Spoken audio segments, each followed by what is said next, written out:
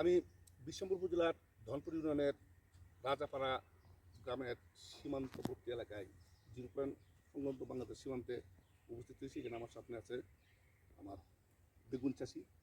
ওই মাঠগুলি একসময় মাঠ প্রতিচ্ছিল আল আমিনের বেগুন। এটা আমাদের লোকাল স্থানীয় জাত।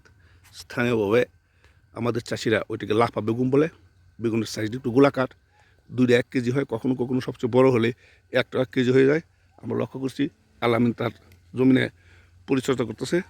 আমরা চাষিকে উৎসাহ উদ্দীপনা দেওয়ার জন্য চাষিদের কাছে চলে আসি। আমরা চাই যে এই এলাকার অন্যান্য চাষিরা যেন আর কোনো জমি পতিত না রেখে তারা আবাদের দিকে চলে যায়, এটা আমাদের প্রত্যাশা। কিছু কথা বলবো। ভালো আছেন? আপনি ভালো আছেন? জি, আলহামদুলিল্লাহ ভালো। আপনারা তো এই যে আমাদের বেশ দীর্ঘদিন তো জমিগুলি অনাবাদী ছিল, এখন যে আপনারা 1-2 বছর ধরে আবাদ নিয়ে গেছেন, এতে করে কি আপনারা লাভবান? লাভবান অনেক, মোটামুটি লাভবান হয়েছে। আবাদ জমিন ছিল, প্রচুর চাষ ছিল। আমরা সার গোবর পালায় জমিনটা আবাদ করতেছি। আমরা মোটামুটি ইনকাম খরচ বাদে ভালোই মোটামুটি ইনকাম। এটা কি জাত বেগুন? এটা লাফা বেগুন, এটা মানে 1 কেজি। গোল বেগুন যেটা, গোল বেগুন যেটা স্থানীয় জাত, এটা তো ইয়া না, হাইব্রিড না? হাইব্রিড না, এটা লোকাল বাইগন। মানে 1 কেজি ভালো বীজ পাইলে 1 কেজি হইতো আর কি।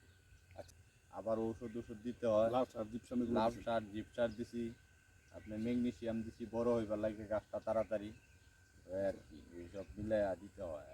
আর মাঝে মাঝে আপনার মতো কৃষি অফিসাররা পায়, ওরা সাথে পরামর্শ নিয়ে ওরা বইলা দিয়ে আমরা নিয়ে আনিয়ে চাষ করি। আচ্ছা, আর এই যে আপনি যে এই বেগুনটা হয়, এটা বাজারে মার্কেট কিরকম আছে, দাম কিরকম পাওয়া যায়? মার্কেট প্রথম অবস্থায় তুললে তো 4,000 টাকা পর্যন্ত বিক্রি করা যায়। মন মন পাইকারি? পাইকারি 4,000 টাকা বিক্রি করা যায়। একখানি ক্ষেত্রে